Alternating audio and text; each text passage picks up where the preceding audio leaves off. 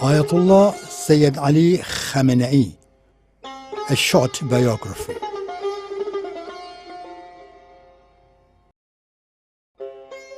On the 16th of July 1939, in the holy city of Mashhad in the Khorasan province, a child was born to Hajj Sayyid Jawad Hosseini Khamenei and his wife, Lady Mir Damadi. Though coming from a humble background, this child later rose up to become the successor to Ayatollah Ruhollah Khomeini and, after him, the supreme leader of the Islamic Revolution of Iran. Ayatollah al-Uzma Sayyid Ali Khamenei was the second son of Sayyid Jawad Khamenei, a humble and poor Islamic scholar who taught all members of the family how to lead a simple and humble life. In one of his interviews, Sayyid Ali Khamenei describes his childhood as follows. My father, though a well-known religious figure, was a bit of an ascetic. We had a hard life. Sometimes for supper, we had nothing but bread with some raisins, which our mother had somehow improvised. Our house, some 65 square meters, consisted of a single room and a gloomy basement. When visitors came to see my father as a local cleric to consult about their problems, the family had to move into the basement while the visit was on. Years later, some well-wishers bought the small, empty plot of land adjacent to our house. So we were able to build 2 more rooms. His father was born in Najaf and was one of the ulama and mujtahids of his time.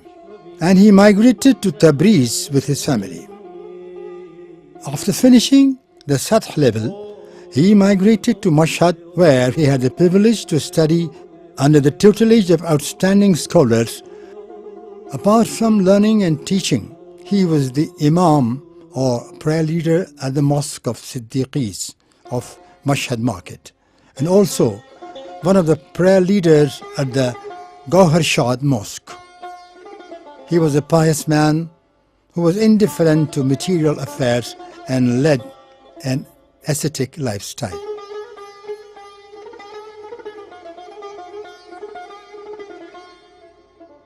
Ayatollah Khamenei's education.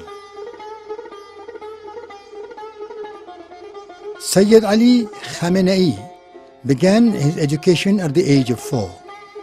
He was sent to Maktab and he began to learn the Holy Quran. He attended the first Islamic school of Mashhad, Darul Ta'lim Diyanati, for elementary school. At the same time, he began to study the Holy Quran from a number of Qurra in Mashhad. When he was in the 6th grade, he began his elementary seminary studies. His great interest in seminary studies and his parents' encouragement helped him enter this world after finishing elementary school. He continued his Islamic teachings at Sulaiman Khan Islamic Seminary. He also learned some basic teachings from his father. Later, he went to Nawab School and he finished Sath level there. Simultaneously, he went to high school and continued until the 2nd level. He studied Ma'alim al-Usul from Ayatollah Sayyid Jalil Hussaini Sistani and the annotated edition of Lum'a from his father and Mirza Ahmad Mudarris Yazdi. He studied Rasail, Makasib and Kifaya with his father and Ayatollah Haj Sheikh Hashim Qazvini. Thereafter, in 1955, he began attending Dars Kharij, which was taught by Ayatollah Sayyid Muhammad Hadi Milani. The young Sayyid Ali was only 18 years old when he started his studies at the highest level. He decided to make a pilgrimage to the holy shrines in Iraq, and so he left Iran for Najaf in 1957. He was fascinated by the theological and academic instructions of such eminent scholars such as Ayatollah Sayyid Muhsin al-Hakim and Ayatollah Shahrudi. There, he attended the classes of well-known teachers of Najaf Islamic Seminary, such as Ayatollah Sayyid Muhsin Hakim, Sayyid Abul Qasim Khoi, Sayyid Mahmud Shahrudi, Mirza Baqir Zanjani, and Mirza Hassan Burujardi. He was willing to stay there and continue his studies in order to profit from these excellent teachers.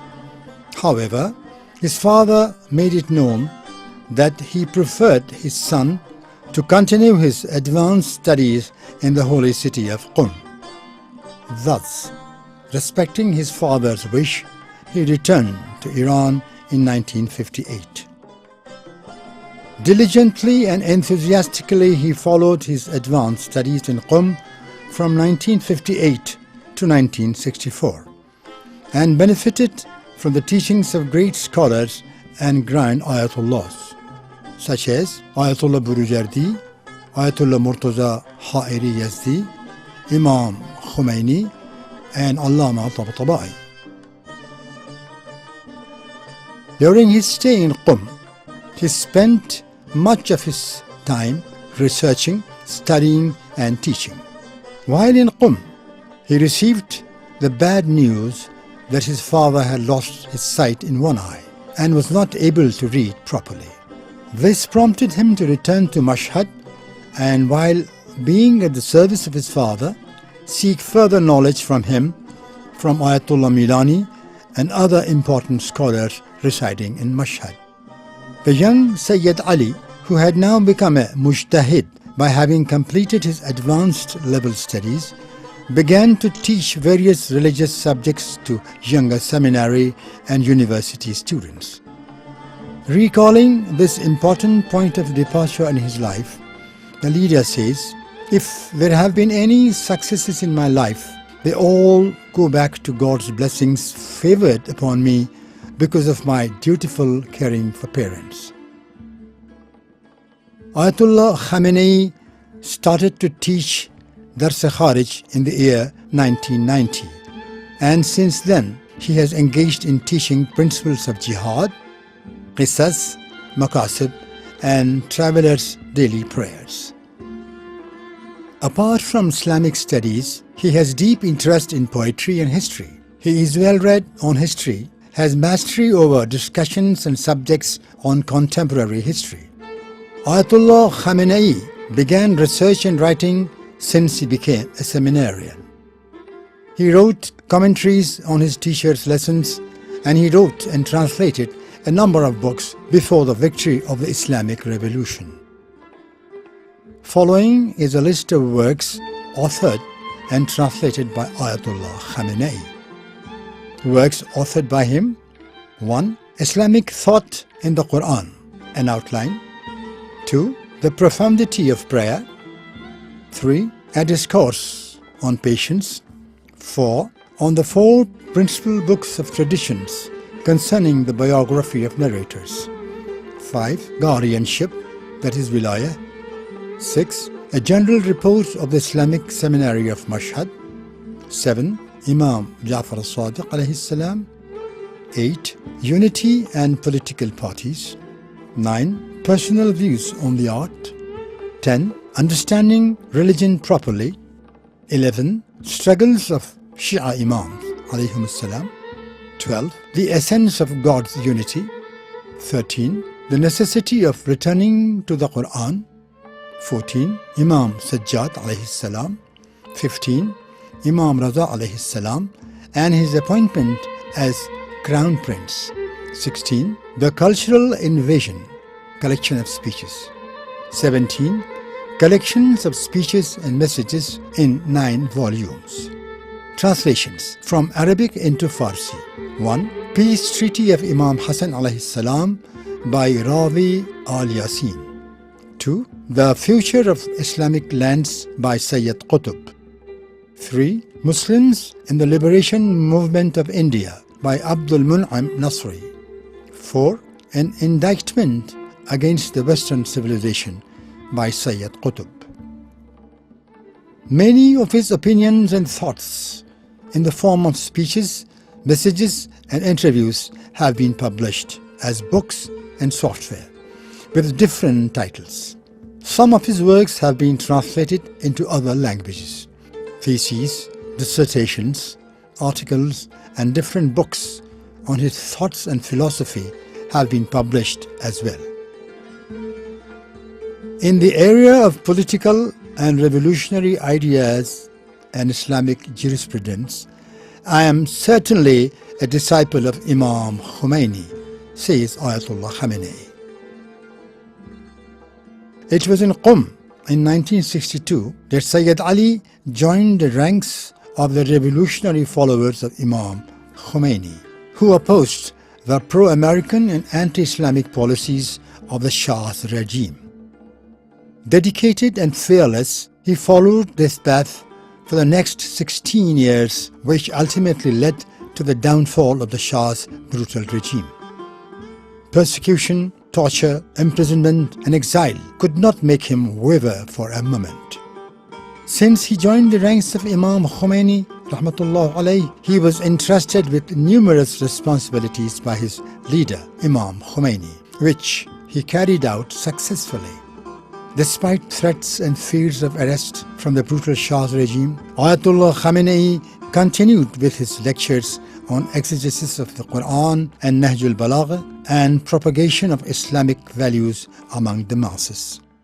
During this period of 16 years, he was imprisoned, tortured and even exiled. Shortly before the return of Imam Khomeini to Iran, Islamic Revolutionary Council was formed and Ayatollah Khamenei was appointed as its head. He went on to hold many positions in the Islamic Republic of Iran until he was finally appointed as the Supreme Leader of the Islamic Republic of Iran in 1989.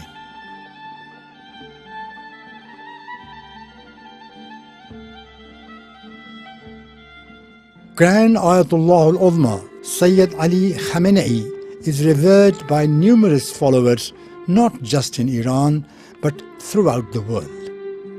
His constant stress on unity among Sunnis and Shias throughout the world has earned him respect in the eyes of all Muslims.